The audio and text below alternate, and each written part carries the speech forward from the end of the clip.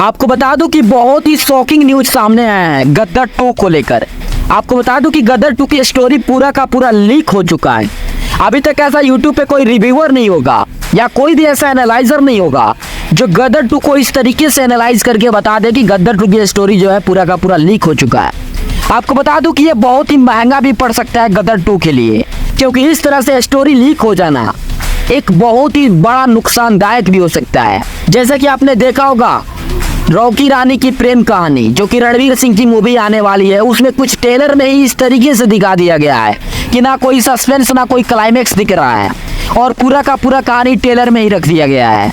लेकिन गदर 2 में इस तरह की कोई कंसेप्ट नहीं है, लेकिन इसके क्रिएटरों के द्वारा कुछ इस तरीके से हरकत कर दिया गया है जिससे अच्छे तरीके से एनालाइज करने वाले जितने भी यूट्यूबर हैं या जितने भी सोशल मीडिया एक्टिविस्ट हैं अच्छे तरीके से एनालाइज करके समझ सकते हैं। आपको बता दूं कि जब टीजर रिलीज हुआ था तो उसके अंतर्गत कुछ इस तरीके से स्कैन दिखाया गया था। ये पता चल रहा था कि जैसे गदर एक प्रेम कथा में प्रेम की कहानी थी जिसमें सकीना को पाकिस्तान से लाने का कंसेप्ट था, जो कि लोगों को काफी पसंद आया था। इसलिए पसंद आया था कि उस वक्त हमारे देश में और पाकिस्तान से कारगिल युद्ध हुआ था।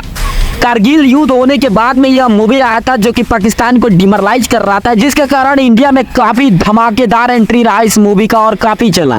लेकिन आपको बता दूं 2023 में कुछ इस तरह का हालात नहीं है, लेकिन ट्विटर के द्वारा कुछ इस तरीके से ट्वीट कर दिया गया इस मूवी के क्रिएटरों को द्वारा, जिसमें ये साफ तौर से लिखा हुआ मिल गया कि यह स्टोरी जो है एक पिता और एक सन की होने वाली है जो अपने बेटा के लिए कुछ भी कर सकता है। इस ट्रेलर में कुछ इसी प्रकार से है। उसके बेटा जो यानी सनी देओल के जो बेटा का रोल कर रहे हैं वो पाकिस्तान में चले जाते हैं एक जासूस बनकर, जो कि एक आर्मी होते हैं और वहाँ पे पकड़े जाते हैं और उसे बचाने के लिए सनी देओल की एंट्री होती है पाकिस्तान में। एक जो ये कंसेप्ट है पूरा का पूरा सामने आया जिसमें फादर और बेटा की स्टोरी है, लेकिन इसके अंदर का जो हिडन फैक्ट है वो ये है कि कोई रेस्क्यू मिशन होने वाला है। आपने टीजर अगर सही से देखा होगा तो 1971 की स्टोरी बताई जा रही है। यानी 1971 में हुआ क्या था हमारे देश में? अरे 1971 में यही हुआ था कि पाकिस्तान और भारत का जंग हुआ था, जिसमें पाकिस्तान के ईस्ट इंडिया को तोड़कर बांग्लादेश बनाया गया था।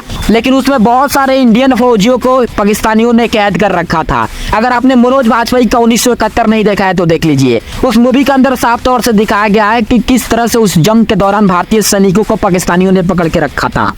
ये कहानी कुछ उसी समय की है जब पाकिस्तान और भारत का युद्ध हुआ था 1971 के दौरान, जिसमें एक बांग्लादेश का निर्माण हुआ था।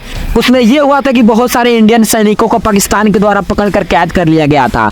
वही कंसेप्ट इस मूवी में है, सेम टू सेम वही कंसेप्ट है। आपको बता दूं कि पूरा का पूरा कहानी लीक हो चुका है। इसमें कोई प्यार मोहब्बत वाली सीन नहीं है। इसमें रेस्क्यू मिशन है जिसमें सनी देओल के बेटा जो है 1971 के अंदर आर्मी यानी फौज में काम कर रहे होते हैं, इंडियन फौज में। लेकिन जंग के दौरान पाकिस्तानी पुलिस उसे पकड़ लेते हैं। पकड़ने के बाद सकीना का कहना होता है कि मेरे बेटे को किसी हालात में बचाना है और वहीं बचाने के लिए सनी देओल पाकिस्तान जाते हैं और लड़ाई झगड़े करते हैं और फिर अपने बेटे को लेकर हिंदुस्तान आते हैं। मेन कहानी यही है। अगर आपको ये शॉकिंग लगा होगा तो मेरे कमेंट बॉक्स में जरूर लिख दीजिए।